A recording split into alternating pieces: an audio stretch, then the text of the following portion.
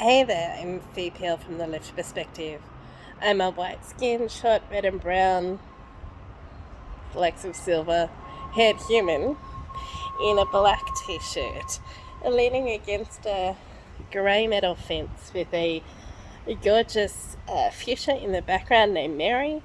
And I think if you could, how do I show this? Yeah, some beautiful spring plants as well that all have their own names, but we don't have a whole lot of time to introduce you to the menagerie. Coming to you from my home on the unceded lands on which I dwell with Mental Health Month Musings 28. These pocket notes on person-centered care. How you doing? Catching a little bit of a lunchtime break between doing preparation for the Lived Experience Australia ACT Advisory Forum happening tomorrow at Gungahlin Library between 10 a.m. and midday. If you want to come on down, if you have an RSVP, you still can. Training room 2, you want to have your say on what mental health access looks like for you here in the Territory. You are most welcome. We will be looking at some of the stuff the Territory Government has released recently in terms of the mental health workforce, the mental health budget, the annual report, that is the annual report hearings that are coming up next week, as well as your more broad observations on ACT mental health access, particularly during lockdown and beyond. So come on down if you still want to get involved. So that's been my morning. And now I'm having a bit of a break here in the sun, even though the wind is quite cold. The sun's gorgeous. Before turning around to wrap up our final Just Hearing performance this afternoon with Rivers Theatre for this season. There are more seasons coming, but for this epoch in time, this particular starting point, this is our last one. So it's kind of very cool, very bittersweet, but not, post-show blues, because there will be more. But yes, welcome to the madness of Madness Month. So while I've got a second, I do just want to do this little video, so it's right to go. But I want to talk today about something called positionality. In episode 4 of our Communities of Collaboration podcast, I had this awesome chat with Morgan Cataldo about intersectionality, and I know I've spoken about it in the past, and I will put a link. But intersectionality was a concept developed by a black civil rights lawyer, Kimberly Crenshaw, in the 60s and the 70s, when she first started looking at the fact that, women can be discriminated against, black people can be discriminated against. But when you're discriminating against a black woman as two different identities, you have a different set of intersecting points of discrimination, which makes it a whole lot harder than simply one or the other. We now apply that in a lot of different ways. For me, for example, I have multiple social identities. I am non-binary, so I have an LGBT and gender diverse set of identity. I have psychosocial disability. I have a mental illness. I have a range of different identities that when I engage with the social world, where those experiences overlap, and it makes it harder for me to engage with the social world around me, where people don't have the same set of intersecting challenges, it makes it more difficult to engage. And when we're then engaging with service delivery, that is where we look at it most specifically, at least in the work that I do.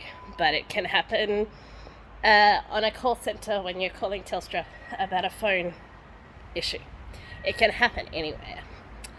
Positionality is another aspect of that is now opening up, which is understanding that how those identities, intersecting as they do, place you closer to or further away from our social concepts of power.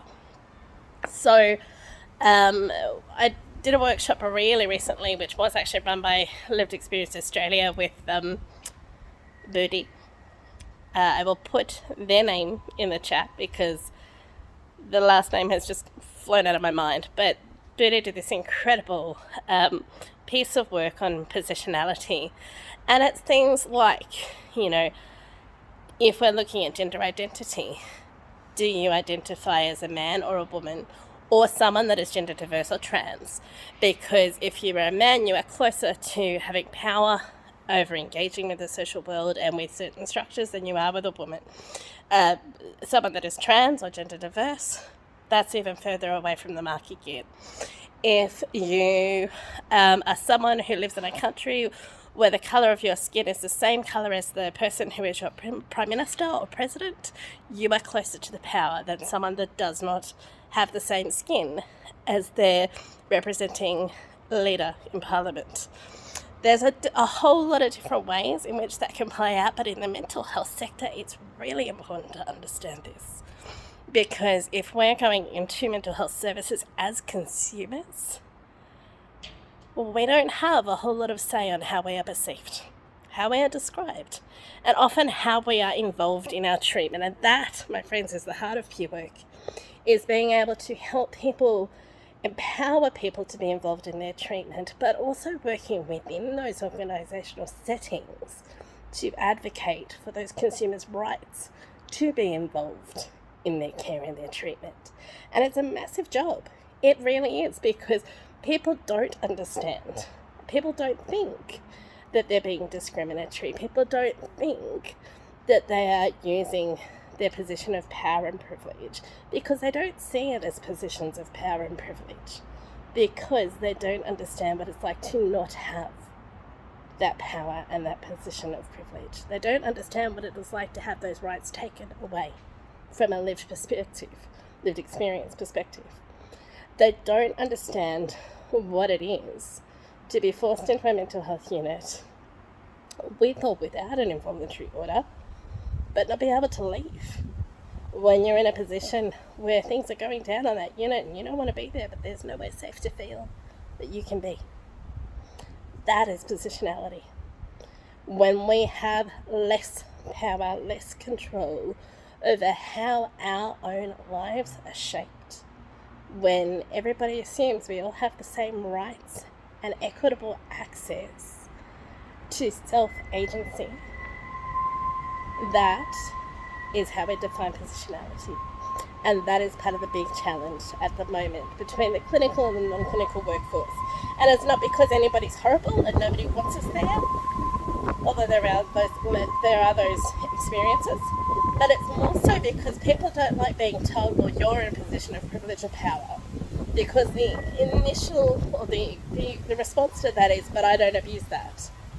It's hard to understand if you're abusing a position of power or privilege if you don't understand that you are in a position of power or privilege. It's a great invitation to open up and think about where we all sit within the social world. Now, with that in mind, I'd love to invite you to go back now and revisit our second to last consumer clinician scenario and have a think. If you were to call stop at any point in that scenario with this knowledge and jump in and take the role of the clinician, how might you shift the narrative?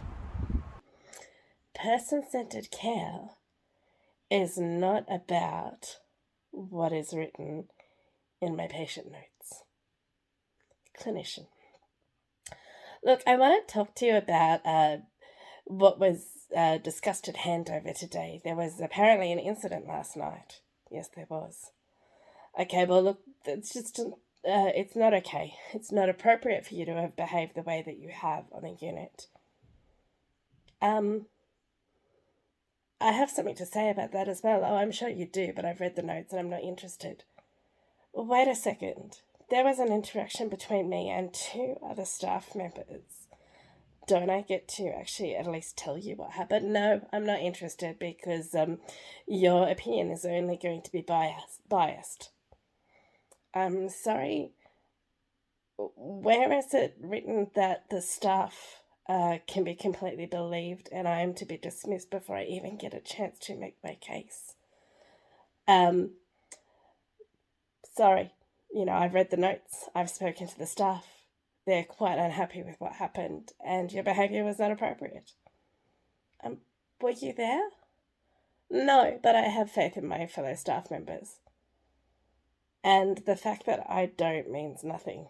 Well, the fact that you don't means that you're not well, and that's why you're here on the unit. But if you want to stay on the unit, you are going to have to behave appropriately, or we'll dismiss you, discharge you. End scene. Catch you on the flip side.